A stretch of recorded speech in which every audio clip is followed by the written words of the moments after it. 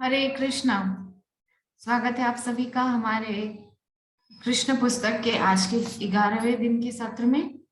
पिछले 10 दिनों में हम कई कई सुंदर लीलाओं का वर्णन सुन चुके हैं और कल के सत्र में मुख्यतः हमने अ, कृष्ण की जो माटी खाने की लीला है, मृदा भक्षण की लीला है, उसका हमने दर्शन किया कि मिट्टी के खाई कन्हैया ने और मैया ने आके डांटा और मैया को फिर ब्रह्मांड का दर्शन कृष्ण कृष्ण ने अपने मुख में कराया।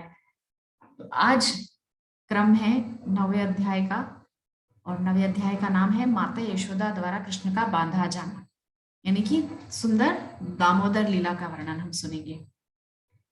तो एक बार कार्तिक मास रहता है और दिवाली का दिन रहता है।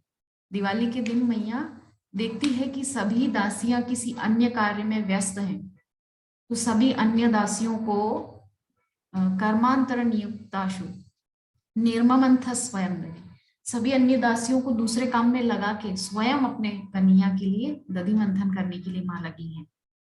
सुबह सुबह बिल्कुल प्रातः काल में एकदम तड़के सुबह 4 बजे मैया उठकर स्नान करके सुंदर रेशमी वस्त्र धारण किए हैं, सुंदर बालों को गोद करके वेणी लगाई है माँ ने। इसके पश्चात माँ ने बहुत सुंदर श्रृंगार किया है, हाथों में, दोनों हाथों में बहुत सारी चूड़ियां माँ ने पहनी है और दधि मंथन करने के लिए माँ बैठी है।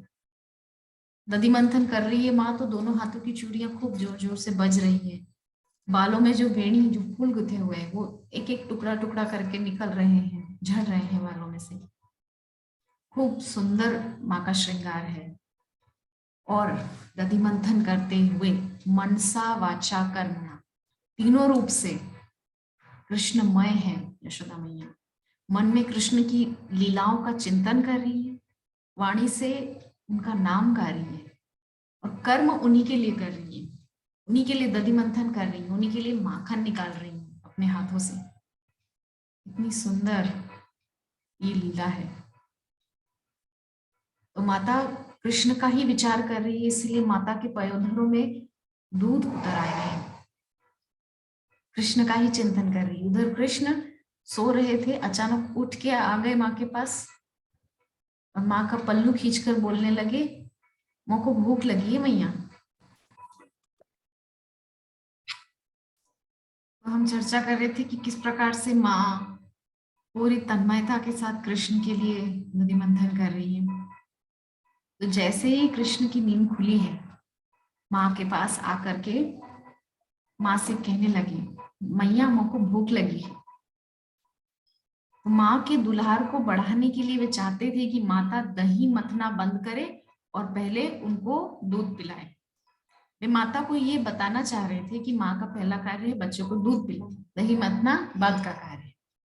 तो यशोदा ने कन्हैया को गोद में ले लिया और दही मथना बंद कर दिया और मैया हंस हंस के मुख की सुंदरता को देख रही है। कृष्ण दूध पी रहे हैं, स्तनपान कर रहे हैं और मैया देख रही है कन्हैया के मुखार बिंदु को, सुंदर बाल गोपाल को निहार रही है मैया और माथे पे हाथ फेरती जा रही है बार बार। तब माँ को अचानक ध्यान आया कि चूल्हे पर पद्मा गाय का दूध है और कृष्ण को इस पद्मा गाय का ही दूध पिलाया जाता था। तो ये कोई विशेष गौ माता थी जिसका जिसका दूध केवल कृष्ण को ही दिया जाता था। बहुत ही अच्छी नस्ल की गाय, बहुत ही उच्च नस्ल की गाय, देशी ऐसी गौ माता का दूध कृष्ण को पिलाया जाता था माता के दूध के अलावा। तो कृष्ण जो है दूध पी रहे थे बड़े प्रेम से। तब तक मैया ने सोचा कि अरे वो चूल्हे पर रखा हुआ दूध उबल जाएगा और बाहर गिर जाएगा। और दूध जो है वो अपने आप में क्या विचार कर रहा है, यहाँ पर हम थोड़ा सोचें। तो दूध जो है वो मन मन में सोच रहा है कि अगर अपनी माँ का ही दूध पीकर ये संतुष्ट हो गए तो हमारा तो जीवन व्यर्थ है, क्योंकि हम तो इनकी सेवा करने के लिए ही आए हैं। जो दूध है पद्मा गाय का वो अपने आप में सोच रहा है। कि अगर ये माँ का दूध पीकर ही संतुष्ट हो गए तो फिर हमारी तो इनको आवश्यकता नहीं रहेगी।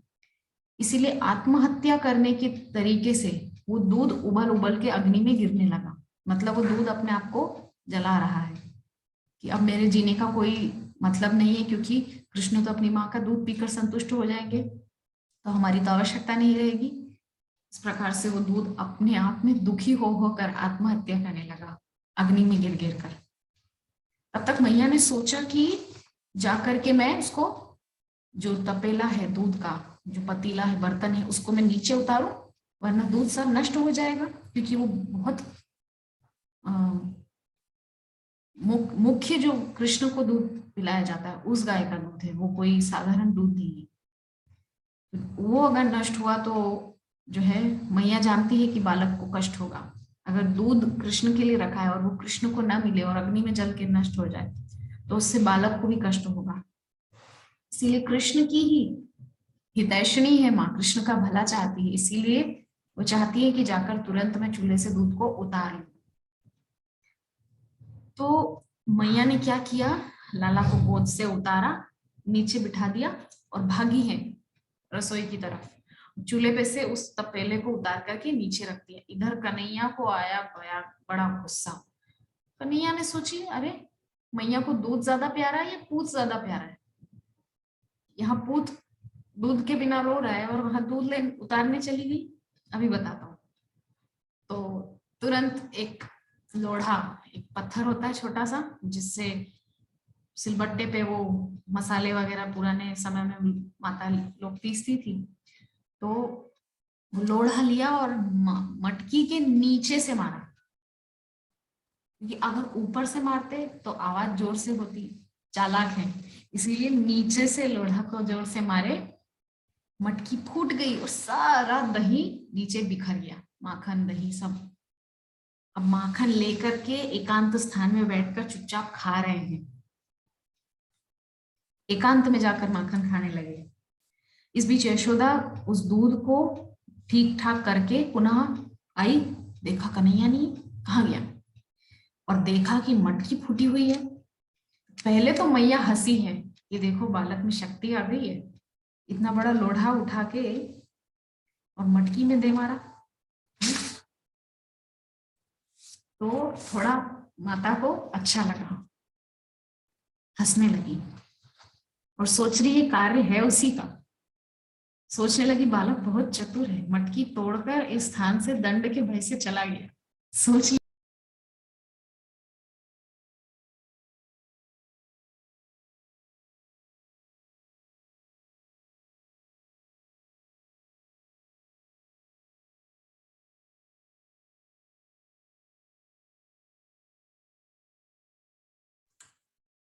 तो मैया ने देखा कि मटकी को फोड़ करके बालक यहाँ से भाग गया डर से। बालक को, कृष्ण को ये लगा कि अब मैया देखेगी मटकी फोड़ दी तो छोड़ेगी नहीं, पिटाई होगी, तो भाग गए वहां से। और चारों ओर मैया ने ढूंढा तो नहीं मिला, तो एक उखल रखा था आंगन में, उस उखल के ऊपर चढ़ गए और बंदरों को माखन लुटा रहे, बंदरों को खिला रहे। उलूखलांग्रे रूपर व्यवस्थितम मरका नाम, मतलब बंदरों को खिला रहे हैं, उखल के ऊपर बैठ करके आराम से, और बंदरों को माखन खिला रहे हैं। और ये सब मैया ने जब देखा तो गुस्से में बोले, अरे दारी के, जरा सा तुको नीचे रख के चली गई, इतना गुस्सा आ गई, जरा सा है और मटकी को फोड़ दिया। हम्म, अभी बताती हूँ तुझे। कृष्ण ने दौड़ लगाई है, दौड़ रहे हैं, छड़ी लेकर आई है मैया, हाथ में चांदी की छड़ी लेकर दौड़ी है कन्हैया के पीछे, और कन्हैया दौड़े हैं सरपट। छोटा बालक है, जल्दी जल्दी दौड़ रहे हैं, और मैया इधर खूब हष्ट पुष्ट, खूब वजन है माँ में, खूब अच्छे से दौड़ने की कोशिश कर रही है, लेकिन कृष्ण को पकड़ नहीं पा रही है, क्योंकि कृष्ण तो छोटा बालक है, चंचल है, बड़े आराम से दौड़ रहे हैं। तो माता यशोदा और श्री भगवान को पकड़ने के लिए घर के चारों कोनों में पीछा करती रही, जिन तक बड़े बड़े योगी भी ध्यान समाधि द्वारा नहीं पहुंच पाते हैं। सोचने की बात है। कि उस जगन निवास को पाने के लिए क्या क्या नहीं करते हैं योगी, ध्यानी, मुनि, संत, किंतु माता यशोदा को वो इतना सहजता से उपलब्ध हो गया और माता उसके पीछे छड़ी लेके दौड़ रही है, वो भय से आगे दौड़े जा रहे हैं। तो दूसरे शब्दों में योगियों तथा चिंतकों द्वारा पकड़ में न आने वाले भगवान श्री कृष्ण यशोदा माता जैसी महान भक्त के साथ एक शिशु की भांति खिलवाड़ कर रहे थे, किंतु माता यशोदा अपनी पतली कमर तथा भारी शरीर के कारण तेज दौड़ने वाले बालक को सरलता से पकड़ न पाई। माता बहुत कोशिश कर रही है कि कृष्ण को किसी तरह पकड़ ले, किंतु वो तो चंचल बालक है, इतना तेजी से भाग रहा है। फिर भी वे यथासंभव तेजी से उसका पीछा करने लगी। उनकी केश बालों में मैया के खूब जो फूल बंधे थे वो झड़ झड़ के सब गिर रहे हैं आंगन में और माता के ही पैरों में आ रहे हैं। क्या सोच रहे हैं वो फूल? वो फूल सोच रहे हैं कि हे माता, तुम कृष्ण को भय से दौड़ने पे मजबूर कर दी हो।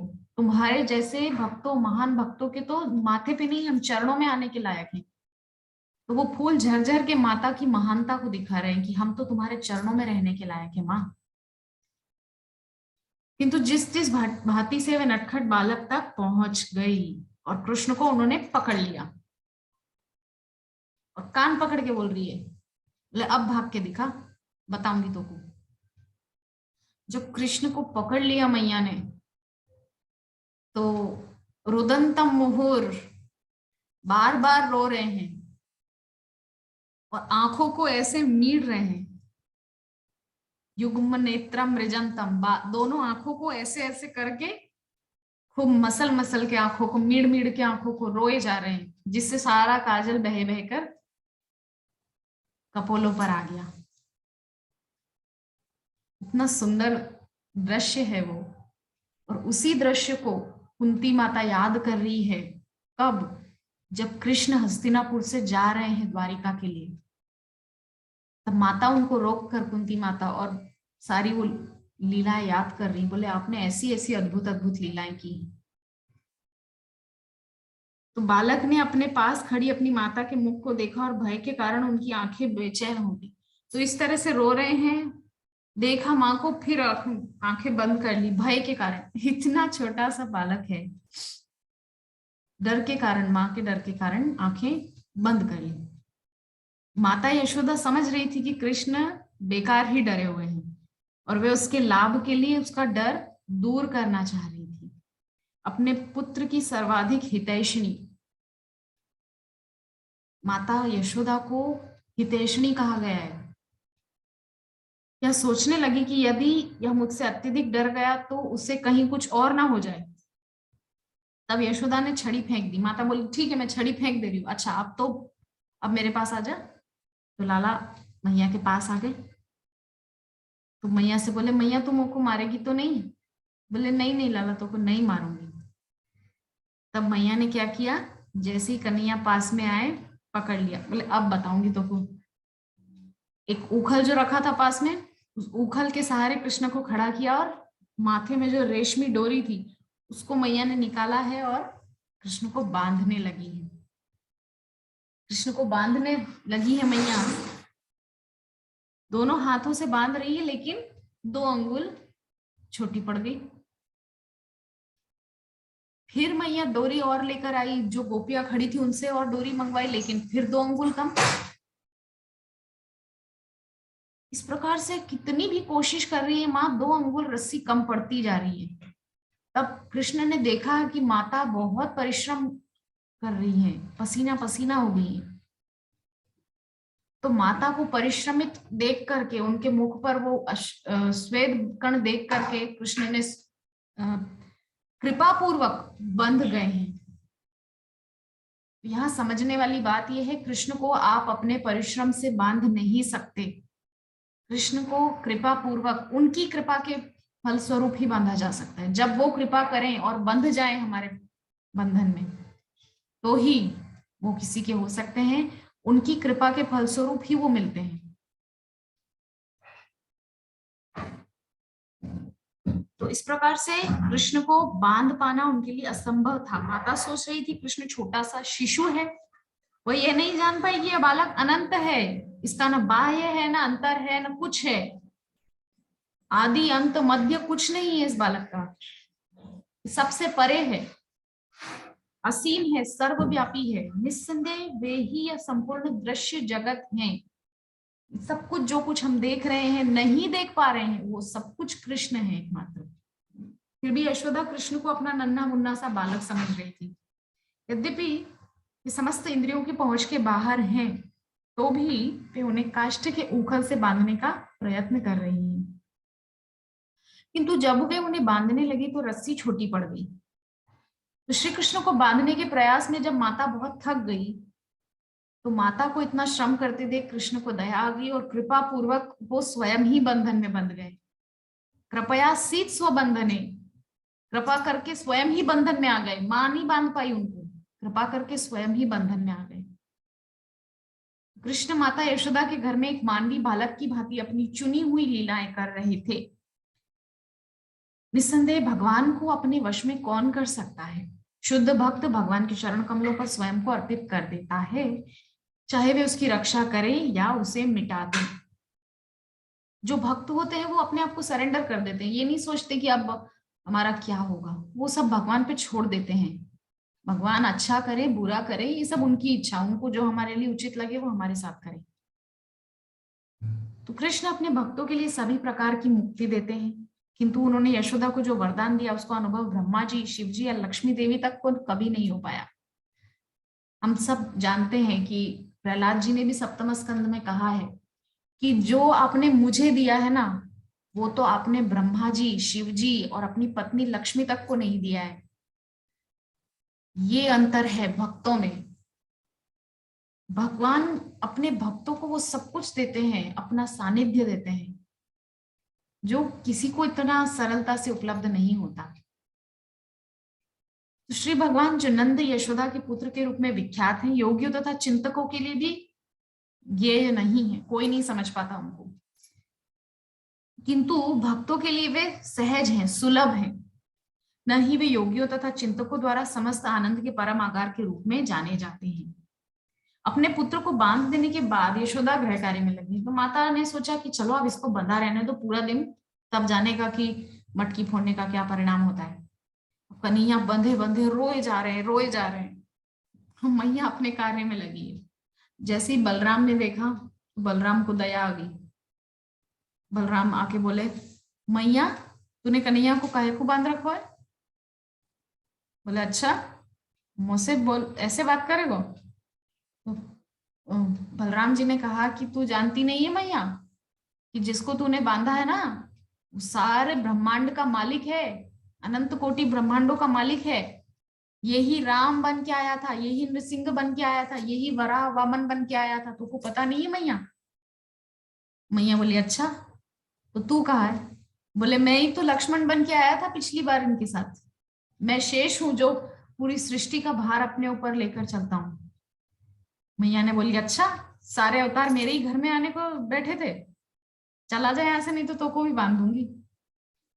सोचिए, जिस शेष के सिर पर ये ब्रह्मांड, ये पृथ्वी राई के एक दाने के समान प्रतीत होती है, और अगर वो जरा भी हिल जाए तो पृथ्वी और सारा ब्रह्मांड अस्त व्यस्त हो सकता है, ध्वंस हो सकता है। जिसके भय से भय भी कांपता है, भगवान के सामने काल भी हाथ जोड़ के कांप थर थर थर थर कांपता है, जिनके आगे हाथ जोड़ के खड़ा रहता है, उसको मैया ऐसे धुतकार रही है और भगा रही है अपने पास से। ऐसे बलराम संकर्षण को माता बोल रही है चला जाए यहां से, नहीं तो को भी बांध दूंगी। ये है मैया की सामर्थ्य। हम गोपी रास पंचाध्याय के उस प्रसंग में जो 3 दिन का सेमिनार था, उसमें भी हम चर्चा कर चुके हैं कि ब्रज के जो भक्त हैं उनकी सामर्थ्य की बराबरी कोई नहीं कर सकता। गोपियों ने जिस प्रकार से कन्हैया को कपटी धूर्त कहकर पुकारा है, इस प्रकार से सामर्थ्य किसी में नहीं है। तो ये जो ब्रज के भक्त हैं, ब्रज के जो निष्काम भक्त हैं, जो कृष्ण को भगवान तो दूर दूर तक मानना ही नहीं चाहते, कितनी लीलाएं कृष्ण ने उनके सामने की है, देखा है उन्होंने अपनी आंखों से, दावानल पान करते हुए देखा है, गोवर्धन उठाते हुए तो सबने देखा 7 दिन तक, फिर भी कोई मानने को तैयार नहीं कि ये भगवान है। नहीं नहीं, ये तो हमारा लाला है, हमारा अपना सखा है। गोपियां कहती है ये तो हमारा लाला है। जो कृष्ण की वयस की है वो बोलती कि ये तो हमारा हमारा प्यारा गोपाल है, हमारा कृष्ण है, हमारा कांत है। इस प्रकार से कृष्ण के प्रति निष्काम भाव है ब्रजवासियों का। तो मैया गृह कार्य में लग गई, पूरा दिन हो गया, कन्हैया को माँ ने नहीं खोला। तब वहां पर नंद बाबा के आंगन में दो अर्जुन के वृक्ष, जो कि जुड़वा थे, जो एक ही जड़ से निकले थे किंतु दो अलग अलग भाग में हो गए थे। ये दो पेड़ हैं कुबेर के पुत्र नलकुबर और मणिग्रीव। तो नलकुबर मणिग्रीव एक बार गंगा जी में नग्न होकर स्नान कर रहे थे। साथ में उनके कुछ अप्सराएं थी, देवलोक की कुछ कन्याएं थी। किंतु नारद जी को आता देखकर जैसे ही दूर से दिखे नारद जी उन कन्याओं को, उन्होंने तो सकपका के तुरंत अपने वस्त्र पहन लिए। किंतु ये दोनों भाई निर्लज्ज की भांति ऐसे ही खड़े रहे। उन यहाँ तक कि वो नारद जी को आते देखकर बोल रहे हैं कि ये यहाँ क्यों आ रहे हैं हमारे रंग में भंग करने के लिए, किसने बुलाया था इनको यहाँ पर आने के लिए, किसने कहा था। इस प्रकार से नारद जी के विषय में उल्टा सीधा बोलने लगे। तब नारद जी जब वहां आए तो उनको क्रोध नहीं आया था, उनको दया आई कि देखो धन के मद में चूर होकर ये दोनों किस हद तक गिर चुके हैं, धन और स्त्री के मद में गिरकर। तो कृपा पूर्वक उन्होंने शाप दिया कि तुम दोनों जड़ हो जाओ, वृक्ष बन जाओ। किंतु उनको पुनः दया आई तो उन्होंने कहा कि कृष्ण साक्षात पुरुषोत्तम भगवान कृष्ण का स्पर्श होने से तुम दोनों पुनः इस जड़ योनि से निकल जाओगे। तो वही कुबेर के दोनों बेटा नलकुबर और मणिग्रीव नंद बाबा के आंगन में अर्जुन के दो वृक्ष बन करके खड़े थे। और जैसे ही कृष्ण उन दोनों वृक्षों के बीच में से निकले और ऊखल को फंसाया, तो खुद तो निकल गए, स्पर्श हो गया दोनों पेड़ों को, उन दोनों का उद्धार हो गया। और ऊखल जब फंसाया है तो ऊखल को खींचने के चक्कर में दोनों पेड़ गिर गए। दोनों पेड़ गिर गए, बहुत जोर का शब्द हुआ, सब आए हैं, लाला को सबने उठाया है। और ये तो 10वें अध्याय का है। तो यहाँ पर हम इस पूरी लीला के विषय में कल विस्तार से चर्चा करेंगे। यद्यपि ये अध्याय उतना बड़ा नहीं है किंतु सार रूप में ये लीला यही है। किंतु फिर भी इस लीला पर हम विशेष तौर पे मुख्यतः इस पर हम कल चर्चा करेंगे। तो ये जो दो वृक्ष थे, इन दो वृक्षों का उद्धार किस प्रकार से हुआ और आगे क्या क्या लीलाएं कृष्ण ने की, उन पर हम विस्तार से कल के सत्र में चर्चा करेंगे। तब तक के लिए हरे कृष्णा।